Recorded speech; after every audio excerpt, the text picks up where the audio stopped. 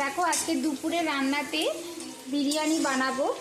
অনেক দিন বানানো হয়নি, তাই আজকে বানাবো। দেখো এদিকে পেঁয়াজটা ভাজা হয়ে গেছে, লাল লাল করে ভেজে নিয়েছি। আর এদিকে দেখো মাংসটাকে ম্যারিনেট করে রেখেছিলাম, বিরিয়ানি মশলা সব কিছু দিয়ে ম্যারিনেট করে রেখেছিলাম, আদা রসুন বাটা সব কিছু দিয়ে এটা দিয়ে দিচ্ছি।